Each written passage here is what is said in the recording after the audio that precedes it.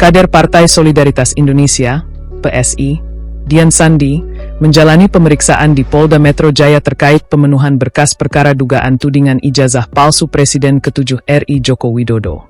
Pemeriksaan ini merupakan bagian dari proses melengkapi petunjuk P19 sebelum berkas perkara dengan tersangka Roy Suryo dan lainnya dilimpahkan ke Kejaksaan Tinggi DKI Jakarta. Dian Sandi menyampaikan bahwa pemeriksaan yang dijalaninya bersifat pendalaman atas keterangan sebelumnya. Penyidik, menurutnya, menjelaskan bahwa agenda tersebut hanya untuk memenuhi kelengkapan berkas sesuai arahan jaksa. Ia mengaku mendapat sekitar 7 hingga 8 pertanyaan dari tim penyidik. Dalam pemeriksaan itu, Dian menegaskan tidak ada informasi atau temuan baru terkait polemik ijazah Presiden Jokowi.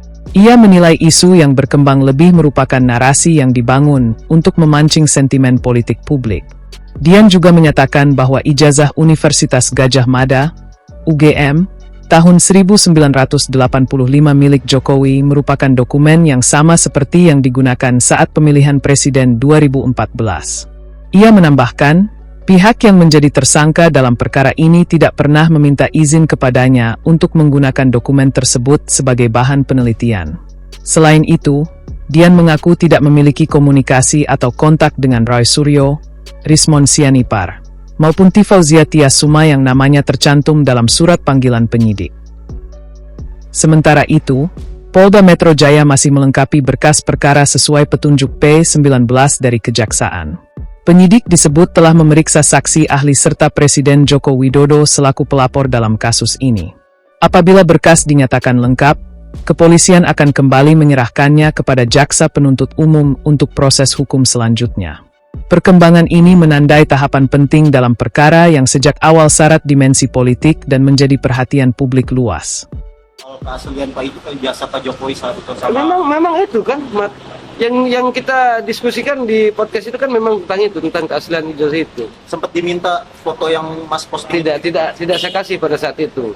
Dan tadi memang penyidik juga menanyakan apakah Pak Rismon atau Pak Roy Suryo atau Dr. Tipa lain pernah meminta izin tidak ketika mereka mendownload salinan ijazah yang saya posting, itu pertanyaannya. Dan saya katakan memang tidak pernah sama sekali.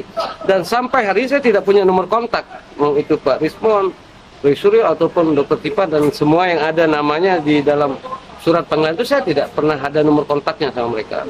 Sama sekali tidak ada. Mas, berarti terhitung ini sudah pemeriksaan keberapa sih Mas? Saya ini pemeriksaan yang pertama untuk setelah penetapan status tersangka, 2 kali status penyidikan dan 1 kali waktu penyelidikan. Berarti ini yang keempat. Tadi dijelaskan kalau ini dijelaskan nggak sama penyidik kalau ini untuk kelengkapan berkas acara? Sudah dijelaskan. Kemarin memang waktu masih telepon itu saya sudah diminta. Ini kan saya tanya ini panggilan apa lagi nih? Pak penyidik kita bilang, barulah beliau menjelaskan bahwa ini hanya untuk pendalaman untuk yang tadi pemenuhan P19 tadi itu. Tetapi saya ingin sampaikan sebenarnya kemarin bahwa kehadiran saya di sini bukan lagi sebagai pembela Jokowi seperti sebelumnya, karena saya sekarang adalah pengurus partai. Jadi kehadiran saya di sini adalah dalam rangka juga menjalankan amanat dari PSI bahwa kami semua ini akan berada di garis terdepan membela Pak Jokowi. Dan mungkin ini salah satu caranya. Tadi ada selain keterangan mungkin ada bukti atau apa teknik fisik itu yang diserahkan? Ada yang diserahkan, tetapi kan saya masih punya flashdisk yang kemarin. Nah di situ saya colok ada beberapa kapturan aja sebenarnya. Nah mungkin ini saya melihat ada desakan baik itu yang sidang CLS maupun dari beberapa konferensi pers yang meminta bahwa harus saya yang ditahan, harus saya yang ditahan. Nah itu yang saya jelaskan tadi juga di penyidik. Ya siapa mereka mau mendesak-desak penyidik kan begitu. Saya kan percaya bahwa penyidik bekerja sesuai dengan memang penggalian atau pendalaman dari setiap keterangan-keterangan yang berhasil mereka gali sampai hari ini kan tidak juga mereka harus didesak-desak seperti itu. Bahkan saya sampaikan ini informasi saya yang akurat betul bahwa mereka juga sedang mencari cara untuk bertemu dengan presiden.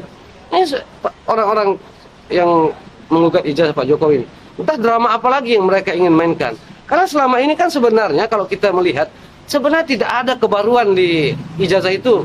Ijazah itu masih sama dengan ijazah tahun 1985 berapa itu 85 tahun 2004 waktu Pilkada Solo, tahun 2015 waktu Pilpres maupun waktu Pilgub, itu tidak ada perbedaan sama sekali. Itu hanya dibuat-buat narasi mereka dalam memancing sentimen publik, sentimen politik. Tidak ada. Masa ketika mereka ditanya apa perbedaan antara ijazah yang satu dengan ini, hanya karena perbedaan lipatan, mereka bilang, kan lucu. Secara substansial kan semua masih sama. Tidak ada perbedaan itu sama sekali.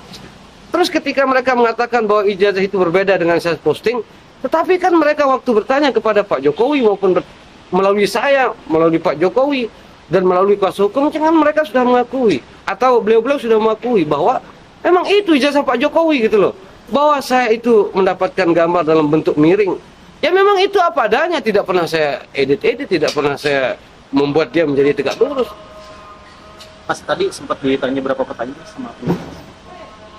Saya lupa ya, tadi ada beberapa, karena itu sebenarnya pertanyaan itu, sekali lagi saya ulangi, itu pertanyaan sudah ditanyakan waktu 70 pertanyaan sebelumnya. Tetapi tadi itu hanya pendalaman, ada beberapa yang mungkin dirasa kurang jelas. Kalau saya tidak salah itu hanya 7-8 lah pertanyaan. 70 yang lalu sekarang hanya 70 yang lalu itu ya tadi itu hanya 7-8. Sekali lagi itu hanya untuk pemenuhan. Tetapi ketika saya melihat itu semua pertanyaan sudah ditanyakan sebelumnya. Sudah saya jelaskan juga sebelumnya. Download Tribun X sekarang. Menghadirkan lokal menjadi Indonesia.